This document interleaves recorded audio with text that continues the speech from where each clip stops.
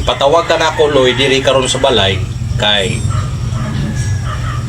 akong anak dugay nagikay nga panahon nga ako ang anak magsige ra gyud na siya og reklamo kanako batok kanimo. Ikaw dugay nagikayo nga ako ang pasensya sa imuha kay akong anak magsige ra gyud siya og report sa ako, pahibalo sa ako nga ikaw lagi kuno magsige ra gyud ka kahubog, magsige ra gyud ka lakaw-lakaw bisan asa didto ka magstambay sa imong barkada.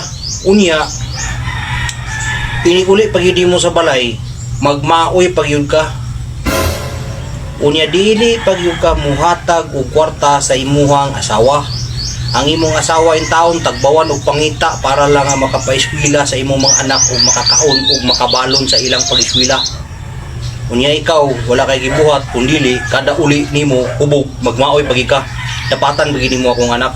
So karon Loy patawag ta ka diri kay gusto nako nga madunggan ako ang imuha nga side, pero aron makabalo ka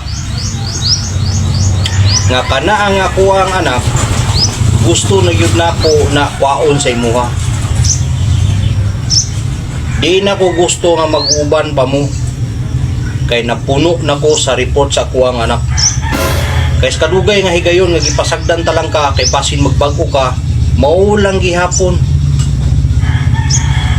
So gusto nako nga ako ang anak ipa-upload na ko na dili na nako ipauban sa imo kay walay paingnan ang ako ang anak mo ikaw ang iyang makauban. Uy ang ako mga apo. Pero before na ko nabuhaton gusto na ko madungog ang imo nga side kung unsa ang imong ikaistorya. Pero aduna ko'y pahimangno kanimo. Ayaw gayog sipiat og istorya kanako karon. Kay kung masipiat kanako og istorya karon, dinhi pa lang istoryahan ta ka. Kita kani. Pusilon tagi ka diya karon sa imong gilingkuran. Ayaw gig sipiat og istorya gyud. Sabot ka? Ay kung masipiat ka, pusilon tagi ka.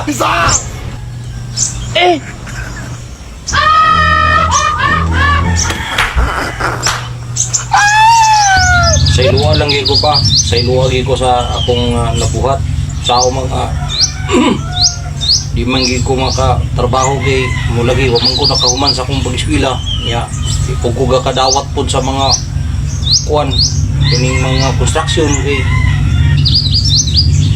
ipog ko magsilbi pod og magtrabaho ko sa construction kay hindi na ako makaya mga lain na lang kung mga bisan unsa diha nga sa line. Pero kay mong istorya pa sobrahan na pod na ang imong anak pod nga istorya gingon anak kay ako tinuod lang o manggidingon nga pasakitan gina ko nagmaayo ang muang anak. Sobra sa kayo ng iyang istorya niya sa mga mo na maginabot sa kong kinabuhi. Saon man ako na nga inana man nga kuan kauli ko sa balay karon istoryahan ko na imong anak nimo, istoryahan ko na buklon mo ng ulo na hinuon.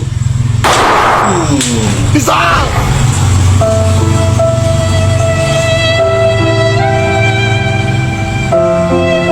buak na pod.